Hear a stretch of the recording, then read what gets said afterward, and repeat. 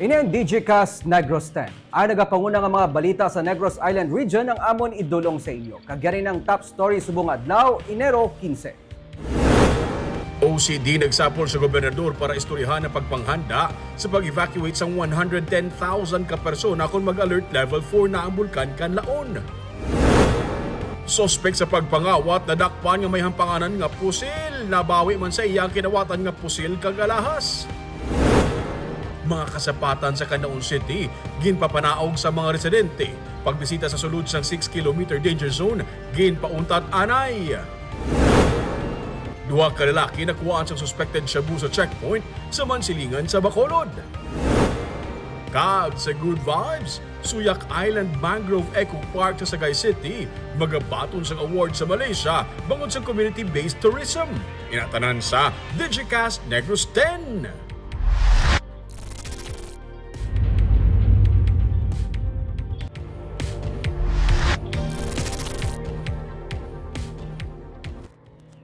Sa number 10, nagsugod ng pagpanghanda sa probinsya para sa 29th Panaad sa Negros Festival nga natalana sa Marso 24 tubtob 30. Sa Martes, mga tigluwas ang 32 ka mga banwa kag syudad sa Negros Occidental ang nagtipon para sa pinakaunang coordination meeting nga ginpangunahan ni Charina Magallanes Tan nga karon nagaserbe nga Panaad sa Negros Festival Executive Director. Ginsiling ni Magallanes Tan nga subong at tuig ang NGO partners ang Panaad sa Negros Festival among Negros Cultural Foundation Incorporated. Pagatutukan kag igatibong ang Negrense culture kag ang arts sa yaman ginsiling nga paabuton ang mas madamo nga art and cultural activities para mas mapasanyog ang festival experience sa mga nagatambong sa kahiwatan. Magapadayon sa gihapon ang tradisyonal nga Panaad Festival activities pero igasakdag man ang Battle of the Bands para ma-showcase man kag ma-discover ang dugang ng mga local musical talent.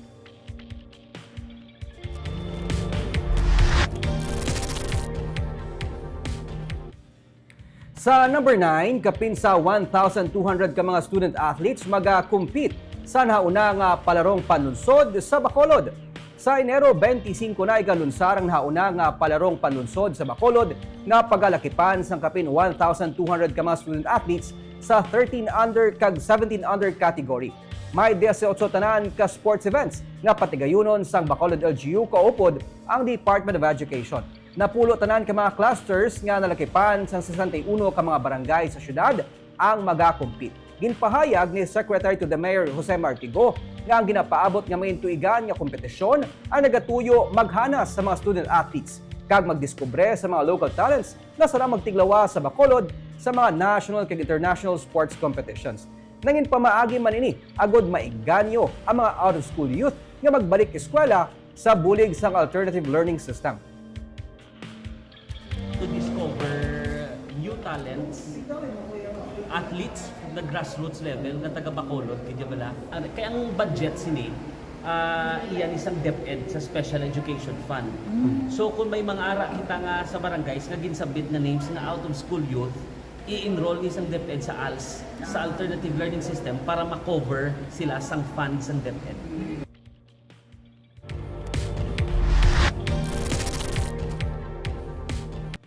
Sa number 8, sang Martes, nagsapol na ang Office of the Civil Defense sa LGU sang Himamaylan bahin sa pagpahamtang sang tent city sa syudad.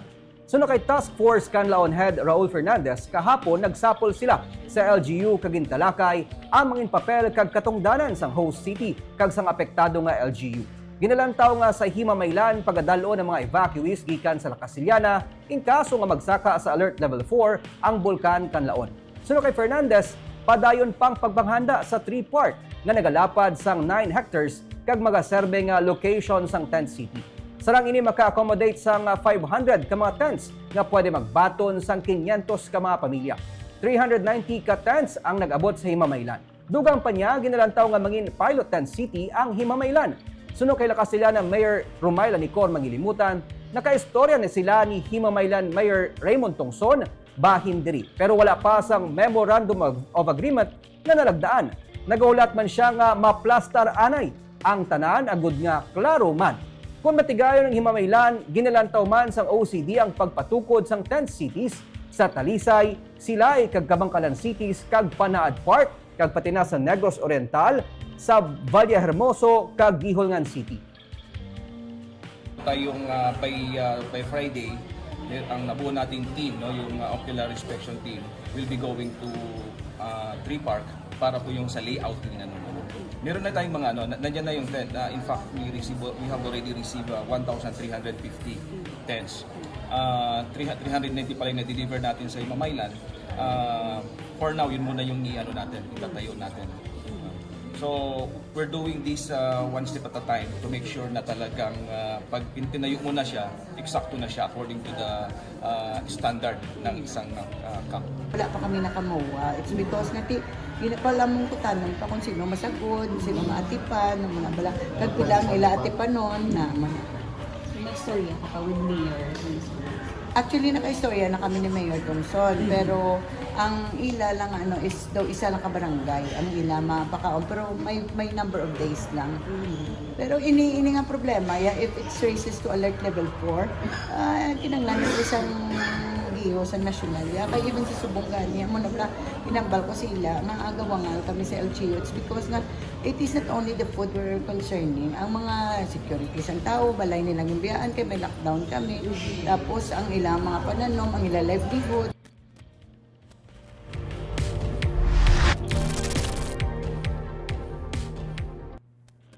Sa number 7, Bacolod LGU ginatuna ng pagtukod sa kasugtanan sa La Carlota City kag Banwa sa Murcia kabahin sa pagpanghanda sa posible paglupok sang bulkan. Nabato na sa Bacolod DRMO ang proposal gikan sa Murcia LGU para sa ginadihon nga partnership kabahin sa pagpanghanda sa posible paglupok sang bulkan kanlaon. Ginsiling ni CDRMO Head Dr. Ana Maria Larni Pornan, nagahulat man sila sang proposal gikan sa La Carlota City LGU. Ini para matun-an ang pagtukod sa kasugtanan in kaso magsaka ang alert level sa status ng bulkan. May mga barangay sa La Carlota City nga sakop sa mga apektado sa evacuation kung liwat nga maglupok ang bulkan. Gani ginahanda na sang Bacolod DRMO ang evacuation center sa Barangay Takuling kag Barangay Vista Alegre nga sarang dayunan sa mga magsobra nga mga evacuees gikan sa apektado nga LGU. Gindugang ni Pornan nga ang syudad ang sarang magpadala sang equipment kag mga salakyan kag iban pa nga logistical support kung ginakinahanglan. So, ang to namon, commitment namon, ready kita kabulig. Like transportation.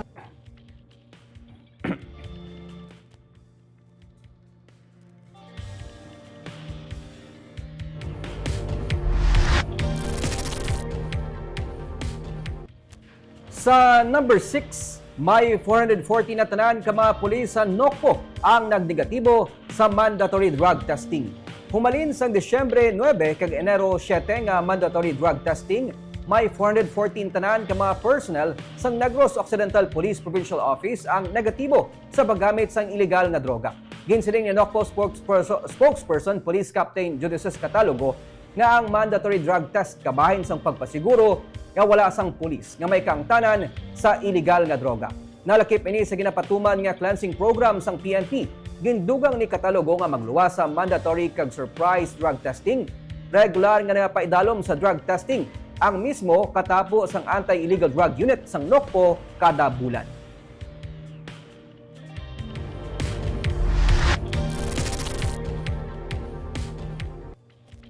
Sa number 5, anay area supervisors ang bitaw nga nagtuyo mag-rally sang wala madala sa listahan sang plantilla workers nakaka sa serbisyo. Wala labot sang 3 ka mga traffic personnel nga nakaka sa serbisyo sang Desyembre 31 sang nagligad nga tuig tungod sa ginaligar pagpangilkil, wala man gin-renew ang kontrata ni John Ray Sarona nga anay area supervisor sa Bacolod Traffic Authority Office. Si Sarona nga isa kanay job order worker ang gintumo di Bacolod Traffic and Transportation Management Department Deputy Jose Antonio Robello nga namahog nga mag-rally sang wala gindala ang iyang ngalan sa listahan sa mga plantilla worker. Siya man ang nag-akusar sa Robello nga nagabaton sang komisyon gikan sa towing company. Butangagin panginwala na sang pamunuan sang BTTMD. Gindugang ni Robello nga work ethics ang kabahin sa mga kamangdanan kun nga wala na-recommend ang anay area supervisor sa plantilla position.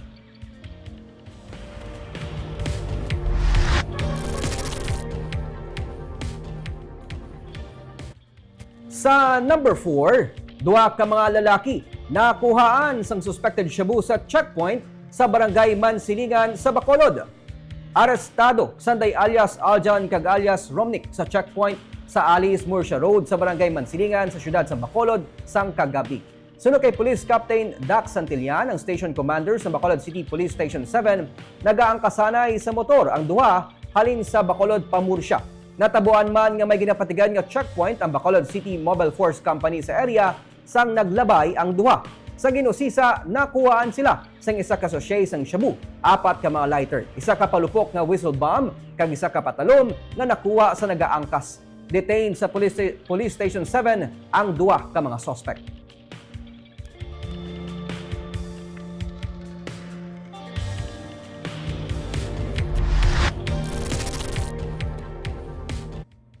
Sa number 3, ginaligar suspect sa pagpangawat na dakpan sang kapulisan nga may halampanganan nga pusil sa Bacolod. Nabawi man sa iya, pating pusil kag alahas nga kinawatan.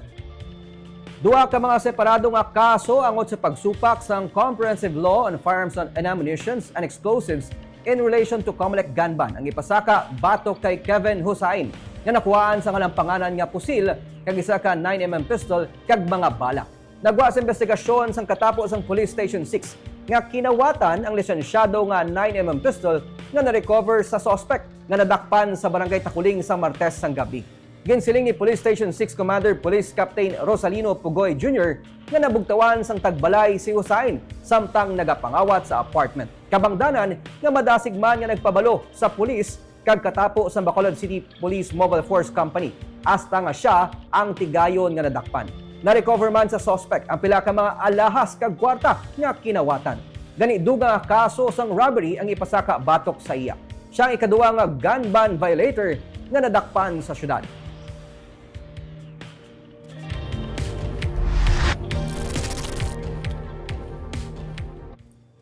Sa number 2, mga kasapatan sa Canlaon City ginpapanaog sa mga residente. Ginpaunta tanay ang pagtugot sa ila nga magpabalik sa ilatag sa ka mga lugar para magpakaon sang kasapatan. Sa mga litrato nga kuha ni Leia Martinez, makita ang mga nagaidas nga mga karabaw kag kanding samtang ginaguyod sa mga tag-iya papanaog. Ang iban ginkarga sa mga truck. Ang iba napilitan nga magbaliga na lang sa ila kasapatan. Ini matapos nga gin-suspend ang pagpahanugot sa mga evacuees nga magbalik sa ilatag sa ka mga lugar sa sulod sang 6-kilometer danger zone kung lasay tubtob las 4 sang hapon.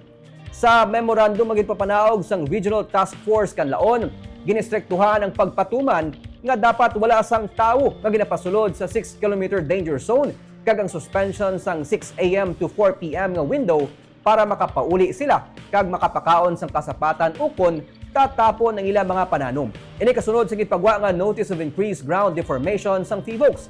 Isa iniabi sa mga sinyales sa posibilidad sang paglupok sang bulkan. Luyag sang Office of the Civil Defense nga mapangapinan ang mga pumuluyo kag mapalayo sila sa delikado nga sitwasyon amukon nga ginpatuman ini.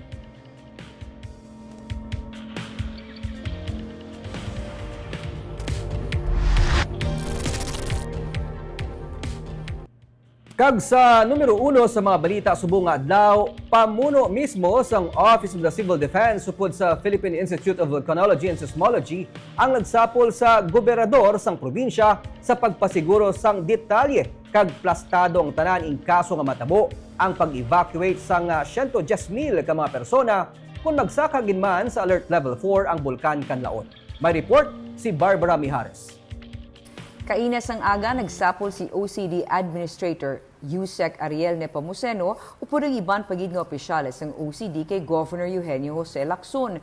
Una, luyag nila mapatod ang present conditions sa mga evacuees bangod luyag man ini nga mahibaluan ni Presidente Ferdinand Marcos Jr. Labi na nga may posibilidad nga magalawig pagid ang pagtener sa mga natungdan sa evacuation center dala sang kondisyon sang bulkan. Yara man ang Chief sang Volcano Monitoring and Eruption Prediction Division sang Philippine Institute of Volcanology Mineralogy and Seismology nga si Maria Antonia Bornas. Kasubong man sila Castillana Mayor Rumayla Nicor manggilimutan sa pagsinapol. Sinukay ni Pamuseno kung pagkaon, hygiene kits, medical kits, bisan pa livelihood assistance sa paghahambalan, plastado na ang resources kag pondo sang OCD, DSWD, DOH kag DOLE. Ang actual nga pag-evacuate sang dugang nga 110,000 ka persona ang luyag nila nga mapatod. Wala labot sang logistics kaangay sa mga salakyan, mga tiliniran kag iban pa, may nagakaigo ayhan nga tion sa pag-relocate sang sini nga mga individuals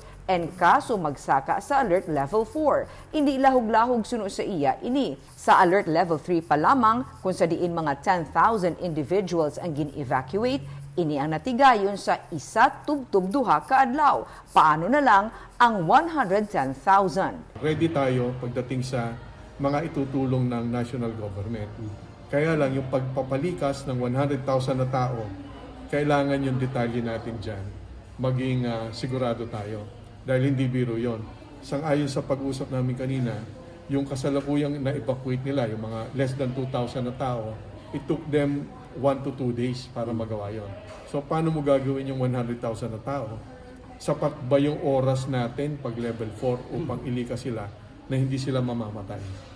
Suno kay Task Force Canlaon Head Raul Fernandez, ang dungan nga pamamaga o kung paghabok sa palibot sa bulkan. Base sa ma-record sang instruments ng PHIVOLCS, ang sunod-sunod nga pagbatsyag sang pagtayog sang duta kag ang pagnubo sang sulfur dioxide emission ang mga senyales nga sarang magsaka sa Alert Level 4 ang bulkan Canlaon. What could trigger an alert level for another eruption? May mga parameters, no, yung nasabi niya kanina, kung yung magsabay-sabay yung tilt, yung pamamaga, no, kasi nung last Saturday, yung isa lang, yung upper Pantaw lang yung namaga. Ang sinasabi ni PHIVOLCS, kung lahat ng mga instruments niya surrounding the volcano, sabay-sabay silang mamamaga, and then biglang bumaba yung sulfur dioxide, no, na binubuga niya, and then magkaroon ng successive na earthquakes, no? Lalong-lalo na kapag nararamdaman na sa ng mga tao sa ibabaw, ibig sabihin nun, and then bigla siyang nanahimik, then there's a big possibility that an explosive eruption will occur. Ginklaro naman ni Nepomuceno nga compliant ang mga LGU bahin sa pag-enforce sang 6-kilometer danger zone. Damlag pa naghinyo ang OCD nga kung mahimo, hindi na papaulion ang mga nag-evacuate sa gwa sang 6-kilometer danger zone. Suno kay Nepomuceno, ang ilang nga tinutuyo sa panawagan nga kung nagpabilin sila sa evacuation center, nabuhina na ang inog-evacuate and kaso magsaka sa Alert Level 4. Barbara Mijares para sa Digicast Negros.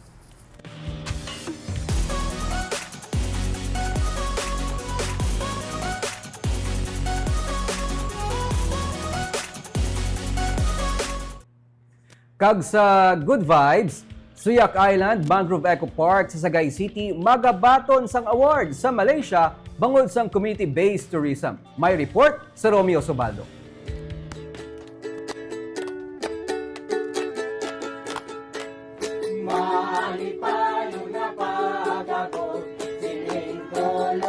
Pag-abot mo pa lang sa Suyak Island sa Sagay City, ang mismo nga mga kababainhan nga nagapuyo sa isla ma-welcome sa imo. May nagakanta, may nagasaot, may nagatukar sang gitara. Kabuligay nagapalangganay, bakhaw sa agon ding bugay, yun ang May 15 ka minutos nga bangka ride ang Suyak Island halin sa Old Sagay Port. 1.8 hectares ang land area sang isla nga napalibutan sang 15 hectares nga mangrove. Ibandiri, century-old na nga mga mangrove. Kabahin ini sang Sagay Marine Reserve. Itur ka sa isla sa mismo man nga mga residente. May ihibalo sila parte sa mangroves kag kung ano ini ka-importante. Dari kami mga century ng mga mangroves, kilala ko sila kung paano sila nakabenepisyo diri sa amon isla, kung ano sila pagprotektar pag-abot sa mga kalamidad diri sa amon. Century-old nga mangroves, Yes, no? yes sir. Like this. Ini sila? Oh, century. Binigdugay So this amon ni siyang pagatpat or Soniracha alba. So kita nyo iya dahon is hardship. So napakita na siya nga palangga niya ang community kay bangod siya gid ang tagasangga sa mabaskog nga hangin kag dagko nga balot. Isa sa mga ginakatuan sa mga turista diri amo ang seafood buffet.